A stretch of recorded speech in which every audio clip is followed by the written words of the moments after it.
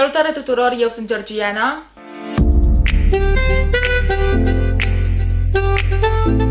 Am primit beauty box-ul Fab 5 și vreau în videoclipul de astăzi să discutăm despre acest beauty box, să vă arăt produsele, iar dacă rămâneți până la final avem și un giveaway, după cum v-ați dat seama oricum din titlu. Ideea este că vă puteți comanda cutia aceasta și din România, conține 5 produse, după cum îi spune și numele, Fab 5. Conține 5 produse în variantă full size și travel size.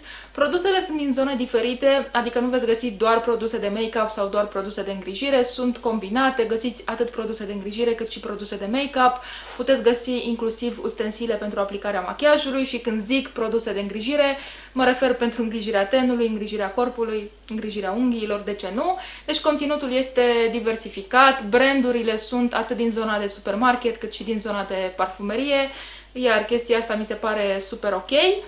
Și ce îmi place mie cel mai mult la cutia aceasta este faptul că ea reprezintă o surpriză. Am intrat pe site-ul lor și am văzut conținutul pentru cutiile din lunile anterioare, dar cutia din luna curentă nu este dezvăluită, așa că atunci când primiți cutia este ca un cadou pentru că nu știi exact ce o să primești.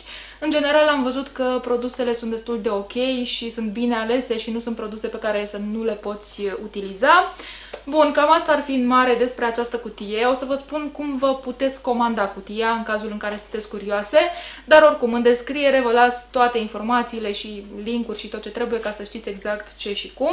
Dacă vreți să vă cumpărați o singură cutie odată doar ca să o încercați, să vedeți care-i treaba, să vedeți cum sunt produsele și nu vreți un abonament, cutia costă 24 de euro, toate taxele sunt incluse, dar nu și transportul, acela se va plăti separat.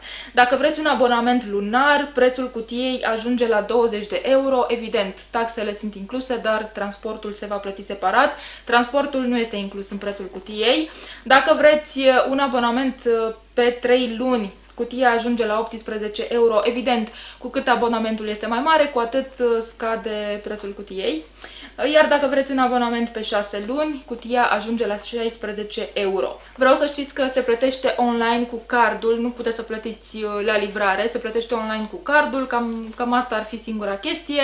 De ajuns, mie cutia mi-a ajuns cam într-o săptămână și în momentul în care a intrat cutia în țară, am primit mail și am putut acolo să urmăresc exact traseul acestei cutii. Cam asta ar fi cu această cutie. Mie mi se pare un beauty box destul de interesant, mai ales că prin intermediul acestei cutii putem să avem acces la branduri la care în mod normal poate nu am avea acces pentru că nu se găsesc la noi sau sunt mai greu de procurat la noi în țară. Așa că da, asta este cutia, o să vă arăt produsele și vă las pe ecran și prețul pentru fiecare produs în parte, astfel încât la final să calculăm valoarea totală a cutiei și să comparăm cu prețul, de fapt, pe care îl are beauty box-ul acesta. O să vă las prețurile în euro pentru că prețul acestei cutii este tot în euro și haideți să trecem la unboxing. Cam așa arată cutia. Când o deschideți, deasupra găsiți un pliant, iar pe pliant sunt informații despre produsele pe care le veți găsi în cutie. Este cutia pentru iulie 2018 și scrie pe acest pliant: July is about holidays, free time, friends, family and yourself. Produsele sunt împachetate în hârtia aceasta foarte drăguță cu un sticker pe care scrie Fab 5. O să desfac cu atenție stickerul acesta. Și primul produs pe care l-am luat din cutie este săpunul lichid de la Soap Berry, este cu trandafir și neroli. Săpunul este îmbogățit cu aloe vera organică, este un produs pe bază de plante, iar aceste plante provin din culturi organice. Este un produs vegan, netestat pe animale, are 100 de ml flaconul acesta. Pare un produs foarte, foarte interesant și miroase super bine. Abia aștept să-l folosesc, sunt foarte curioasă și cum este textura sa și cum lasă pielea, pentru că nu l-am încercat. Următorul produs este un scrub de la Elizabeth Arden, este în variantă travel size, 30 de ml.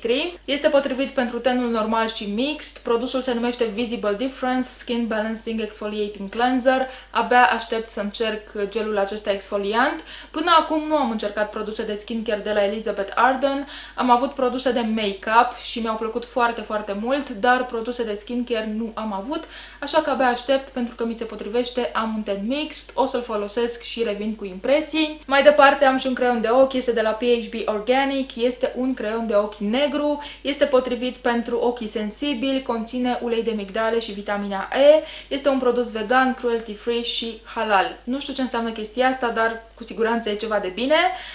Este un creion long lasting, adică ar trebui să reziste super bine și smudge proof, nu se întinde. Pare să fie un produs destul de bun și văd că este award winning, deci se pare că este un produs destul de apreciat. Abia aștept să-l încerc, să-l folosesc, revin cu impresii, după cum v-am zis, și la gelul exfoliant. Mai departe am un fard de ochi de la Tease Cosmetics, Mono Eyeshadow. Arată foarte interesant fardul acesta, haideți să-l și desfac. Cam așa arată ambalajul, este foarte frumos. Nuanța este Gunmetal Glow. Este o nuanță care îmi place, arată foarte bine și mi se pare un fard super frumos. Până acum nu am încercat produse de la Tease Cosmetics, așa că sunt foarte curioasă să văd cum se comportă fardul acesta, cum arată la ochi, dar sunt sigură că o să arate super bine. Este îmbogățit produsul cu ulei de argan și are 2 grame. Dacă sunteți curioase, produsele Tease Cosmetics se găsesc în Douglas. Știu chestia asta pentru că am intrat la un moment dat și am văzut standul Tease Cosmetics și am făcut un Insta Story și am zis, wow, ceva nou la Douglas, hai să pun pe story și uite că datorită Fab 5 încerc un fard de la Tease Cosmetics. Prețurile nu sunt foarte mici, adică nu sunt de zona de drugstore, sunt mai mari prețurile și eu cred că fardul acesta acoperă, zic, în proporție de 80% costul întregii cutii. Și ultimul produs din cutie este o pensulă pentru blending pe care am folosit-o un pic astăzi pentru că eram foarte curioasă de pensulă. Brandul se numește Exposed Cosmetics, este o pensulă bine lucrată, finisată, este fină, părul este natural, nu sintetic și poate fi folosită pensula atât pentru produse sub formă de pudră cât și pentru cele cremoase sau lichide. Am folosit pensula aceasta în machiajul meu de astăzi și mi-a plăcut foarte mult. Îmi place că nu este foarte stufoasă, foarte fluffy și o poți folosi exact în zona pliului, intră perfect în zona pliului și întinde foarte bine fardul, dar merge folosită și aici pe pleoapa inferioară. Chiar mi-a plăcut și este foarte fină, nu înțeapă. Și cu ea am încheiat, aceasta a fost cutia mea, ați văzut 5 produse, categorii diferite, produse de îngrijire, produse de make-up și o pensulă. Am calculat și valoarea totală a cutiei și am ajuns undeva la 45 de euro, vă las suma exactă pe ecran. Cutia costă 24 de euro dacă vă luați o singură cutie odată fără abonament. Dacă faceți un abonament, evident prețul cutiei scade, așa că eu zic că per total este un preț bun pentru că valoarea este mare, este peste 40 de euro. Transportul costă 5 euro, este separat de prețul cutiei, plătiți separat transportul, se adaugă la final și costă 5 euro dacă alegeți transport prin curier și cutia vă vine direct acasă, dar dacă alegeți să vă ridicați singure cutia dintr-un pick-up point, transportul este gratuit. Nu știu ce pick-up point-uri sunt disponibile pentru România, din ce orașe, dar există și această opțiune. Și am ajuns și la giveaway, aceasta este cutia care o să ajungă la voi, nu am desfăcut-o, nu știu ce se află aici. Așa că vreau să aveți în vedere faptul că s-ar putea anumite produse să fie puțin diferite față de cele pe care le-am primit eu. Săpunul s-ar putea să fie într-o altă aromă, fardul într-o altă nuanță, la fel și creionul, nu știu pentru că nu am desfăcut cutia. O să aflați voi în momentul în care câștigați. Iar ca să intrați în acest concurs, în primul rând vreau să vă abonați la canalul meu de YouTube, vreau să mergeți pe Instagram și pe Facebook la Fab5 să le dați un like și un follow, vreau să mergeți și la mine pe Instagram și pe Facebook să-mi dați un like și un follow. Vă las în descriere exact linkurile, doar dați click, like, follow și asta este tot.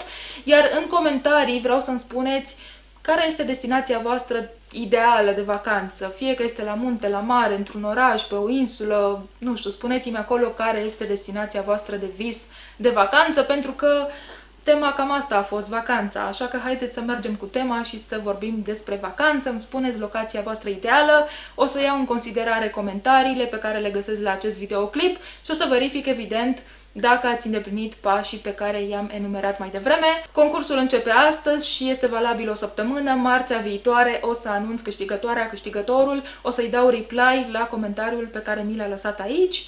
Și asta este tot, mult succes, sper că sunteți încântate, eu sunt super încântată de această cutie, mi se pare minunată.